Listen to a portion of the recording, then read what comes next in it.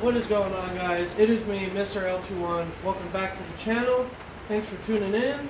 I know it has been a long time in the making for this video, but you know how things go. Life happens. Other projects get in the way.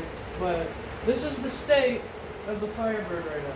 We're just jumping right into it, just ripping off the band-aid. Yeah. Firebird is going to be getting chopped up here shortly. So to put it shortly, so here's a drift Camaro, by the way. That's still a thing. So short block from the Firebird is going to be getting put in there. I have a set of aluminum heads that were also in there at one point when the Firebird had its cammed L21 in it, when it was running good. Then I brought it back to stock, and that's what I was using to drift for the past year while I was constructing this. But since this short block, or just the whole engine itself, only has roughly like 9 or 10,000 miles on it, and a good amount of those miles is just dogging on it, I thought it made sense from a financial standpoint just to take my good heads, which are behind me, and take the good short block and just put it in there. And then in the closet over there, I have the GM Performance carburetor intake manifold, and then a Holly carburetor.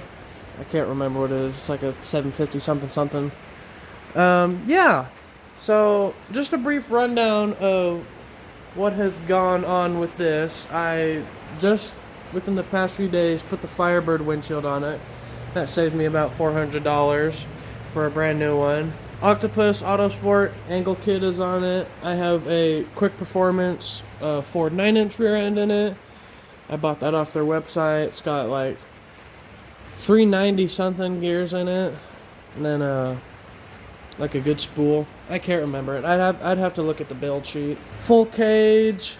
Redid the inside paint-wise, painted it a nice white. Let's go take a look at that. I've got a lot of crap in here right now, but yeah, slowly but surely. Life's kind of sucked this past year. A lot of family stuff, but I bedlinered the floor so it doesn't like get scratched up, because one thing I learned from painting this, or at least like the shell, I painted the cage separately. I think no, I can't remember. Some parts of the cage I painted by brush, and then others I used an air gun. The hardener that I put in it, I don't think I put in enough, because in some spots it's really scratch prone. I think this is the bar that I painted with a brush, and it's pretty easy to get scratched. Also, that door crash bar, that one was also hand painted too, and yeah, I'm probably going to have to go through the cage once more, or just redo it. And then in the back, I don't know if you could see, I have my fuel cell.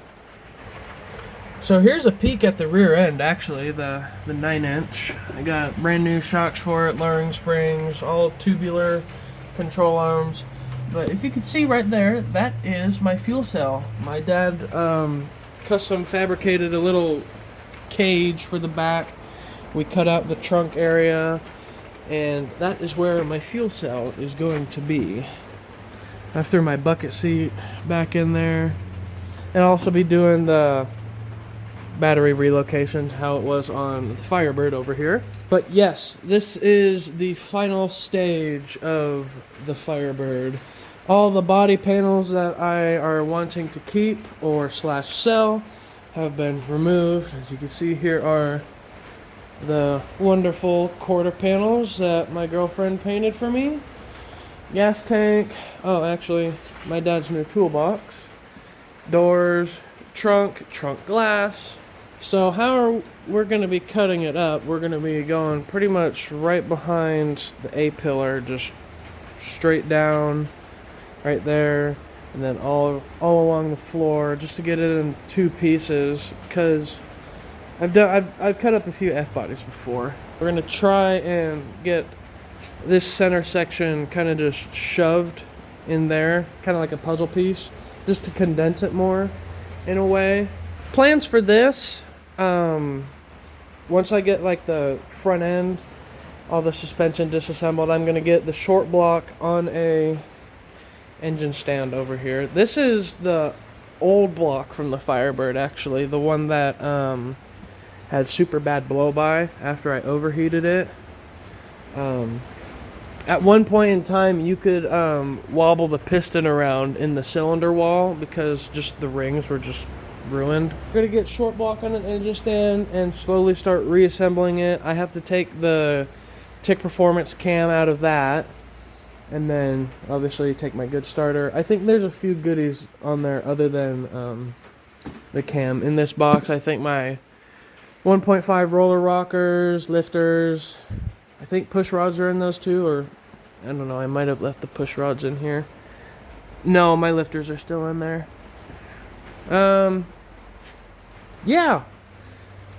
Slowly but surely, and you probably didn't see it, but a few of the parts boxes in there were for a, not really standalone, I don't know the proper word, but it's like just the controls that I'm going to use, because I basically took out the entire body harness and engine harness for the car, except for like the rear tails. I salvaged some of this one from the Firebird because it's more intact and less chopped up.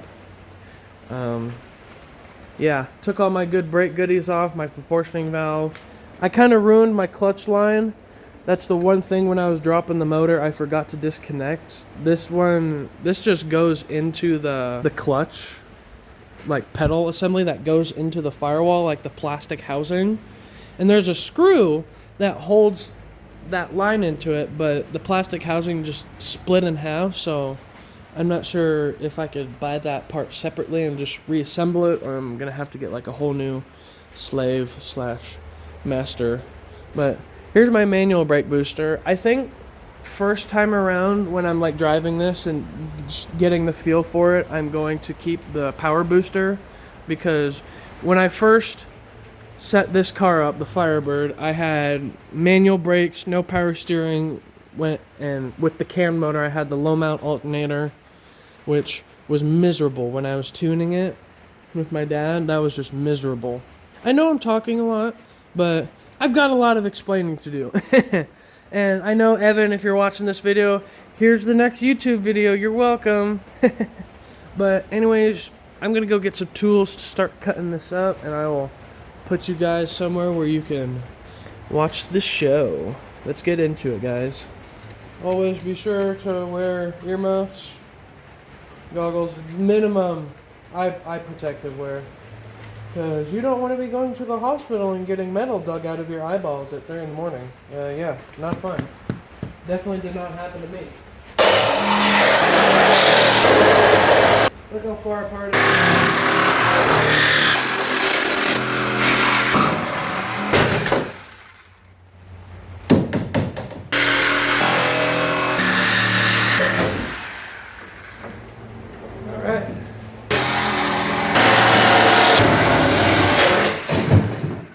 I decided I'm going to save the passenger seat belt, because why not?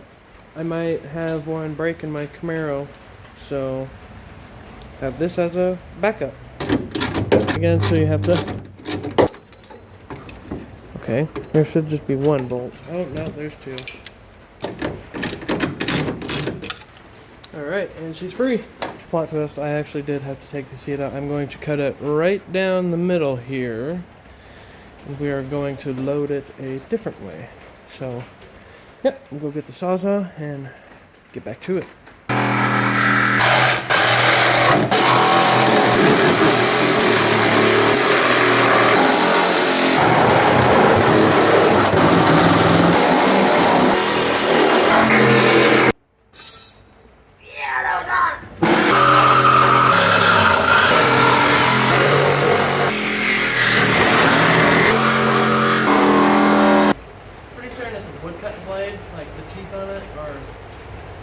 Staggered apart compared to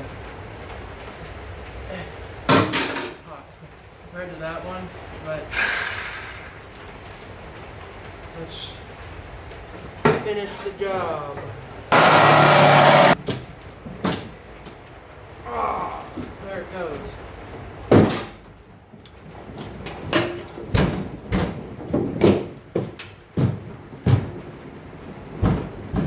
F-body demolition. Look at this nightmare.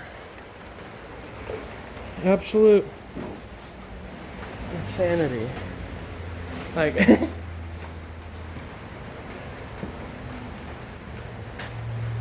I missing anything? I don't know. It kind of looks like right in there that there's like another sheet that I like completely missed. I hope not, because that'd kind of be a bugger. Dude, I wish I got that on video. I lifted up on the front and it just like snapped in half. It was insane. That's why you always record when you're doing car shit, man. There it is, guys. Fully split down the middle. Clean cut, or clean as it can be. Yeah, I think we're just gonna try loading it up in these two pieces.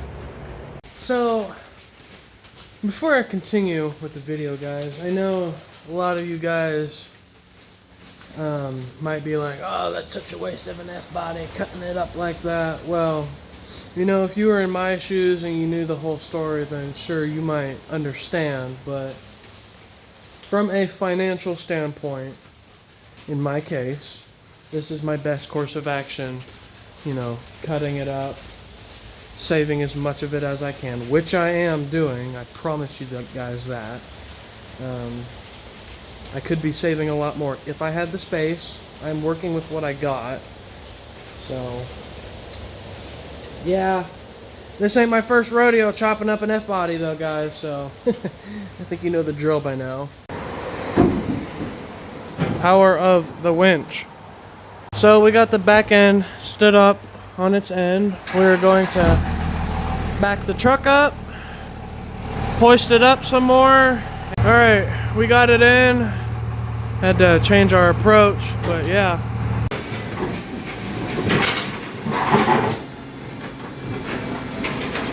I guess that works. Okay, got the other piece hung up. We're gonna adjust the truck so it lines up better and then load this puppy up.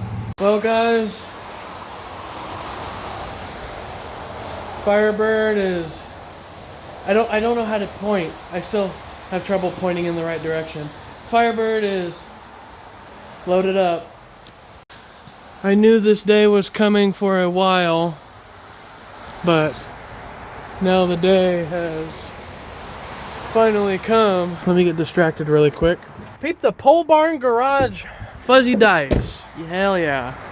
I'm gonna sweep up in here and then roll the K-member out here and then hoist it up. Get it on the other engine stand. I'm not sure if I'm gonna do that in this video. We will find out.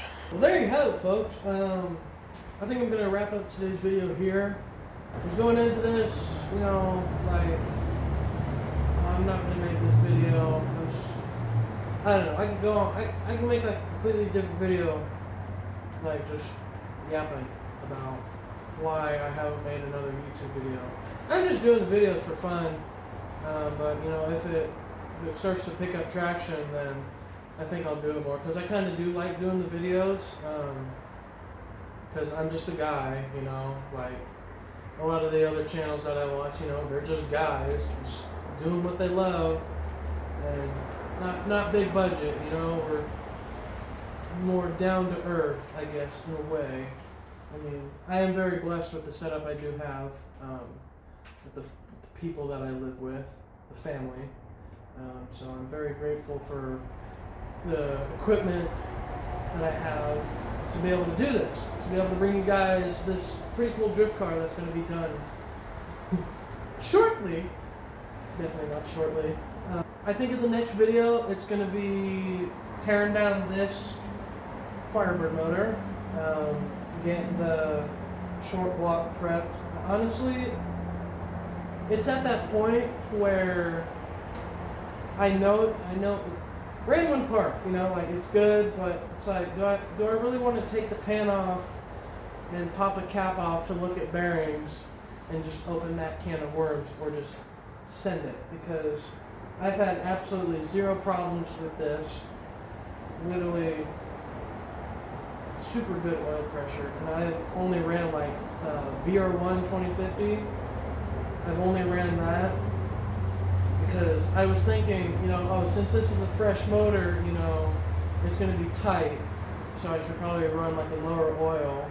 But then I was also thinking about it when I got this this short block assembly off of Facebook. I think it was already put together. I really can't remember, so I think it was ran and then disassembled and then put into a plastic bag and then just sat. So I think it does have some pre-wear on it before I started using it, so it's probably not the tightest. It's probably got some looseness, if that makes sense. If I'm even making any sense, I don't know what I'm talking about. Good oil, no knock, no spin.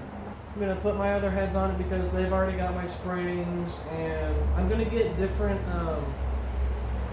guide plates because the ones I use now aren't, or the ones I did use weren't the best.